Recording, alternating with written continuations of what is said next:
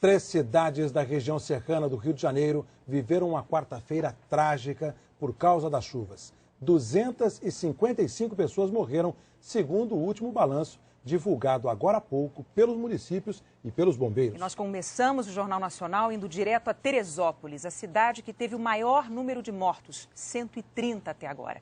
Nós vamos conversar ao vivo com 2 repórteres. Boa noite, Elter Duarte, Beth Luquezzi. Explica pra gente onde vocês estão exatamente.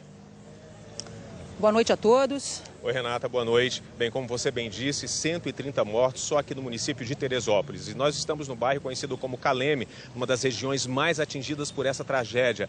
Boa parte dessas 30 mortes aconteceu aqui nessa região. Nós estamos bem na beira de um rio que transbordou. Esse rio varreu do mapa dezenas de casas. A gente vê ali os escombros de algumas casas que desabaram. Casas boas, casas bem construídas, que foram completamente destruídas e dezenas de pessoas morreram aqui.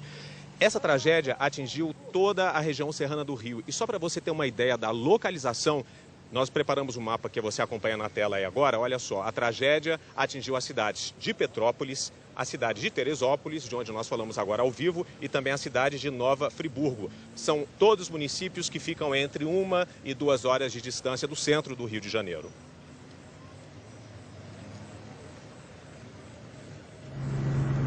Chegar à área mais devastada somente de helicóptero. A gente tem a impressão que a tragédia ela começou exatamente neste ponto aqui. Seguindo esse rastro aqui, a gente vê muitas pedras, árvores, lama, entulho. É um rastro. Provavelmente aqui haveria um pequeno rio e foi destruindo tudo. A grande quantidade de água, a enxurrada, ela foi destruindo tudo que estava no caminho. Como se uma avalanche realmente tivesse atingido toda essa região. E é um cenário realmente de muita destruição. A gente só vê muita lama no caminho, casas destruídas. Vejam só a quantidade de entulho que ficou ali parada. A força da água foi tão grande que a gente não consegue nem entender como essas casas não foram arrastadas pela correnteza que se formou aqui. Olha, um morador está acenando ali com uma toalha branca. E vejam só que imagem impressionante. A correnteza foi tão forte que ela arrastou, olha só, esses 2 carros. Um deles está praticamente em pé, em cima do muro. Pousamos num pequeno campo de futebol e logo veio um pedido para socorrer uma jovem grávida de 8 meses que tinha entrado em trabalho de parto. É o teu primeiro filho? É. É uma menina, um menino? Um menino. Já tem nome? Já. Qual o nome? Marcos André. Bombeiros, voluntários estão ajudando a socorrer a Tainá nesse momento e ela está sendo levada para o Globocop. Daqui ela vai ser levada para o hospital mais próximo. Logo depois, seguimos a pé. Isso aqui era uma estrada. Vejam só, parece um rio.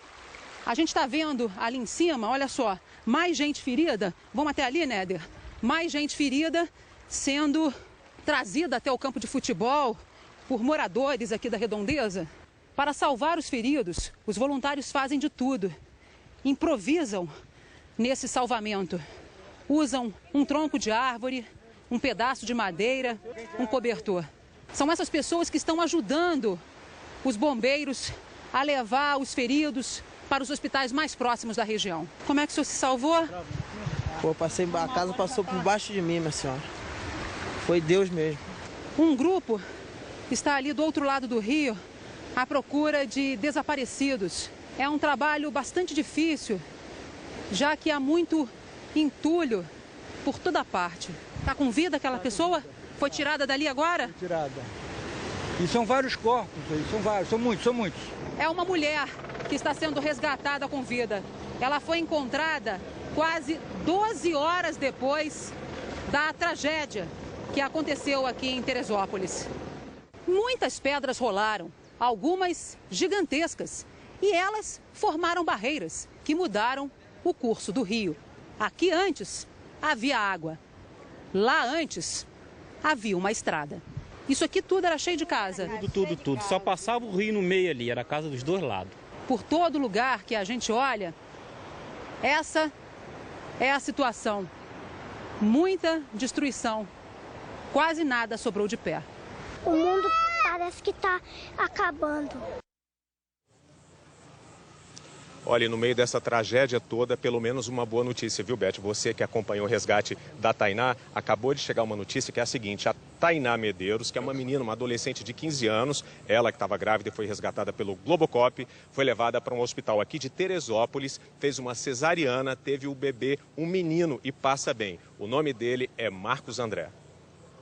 Beth, eu gostaria de saber como é que estão os trabalhos de buscas aí agora à noite. Olha, Heraldo, as informações que nós tivemos é que as buscas elas não serão interrompidas, elas vão prosseguir durante a noite, durante a madrugada. A prefeitura ainda não sabe dizer quantas pessoas estão desaparecidas. Os bombeiros, eles ainda não conseguiram chegar em todos os pontos atingidos pelo temporal. Algumas áreas ainda estão isoladas, são áreas de difícil acesso, bloqueadas por toneladas de pedra, lamas e também por muitas árvores. Bombeiros da capital e também da Baixada Fluminense, eles vieram reforçar a equipe que já trabalha aqui em Teresópolis. Pois é, Elter, a gente viu que o número de mortos aumenta a cada momento. Só até agora nós temos 130 só em Teresópolis. Como é que está sendo feito o trabalho de identificação dos corpos? Olha, Renata, essa é uma parte muito difícil. O IML aqui de Teresópolis fica bem na entrada da cidade. Quando eu cheguei aqui, eu dei uma passada por lá. O IML funciona na delegacia da cidade e tem capacidade para receber apenas 10 corpos. Imagine então a situação com 130 mortes aqui no município. A todo momento chegam corpos lá no IML e, infelizmente, eles são colocados no chão, no espaço que dá.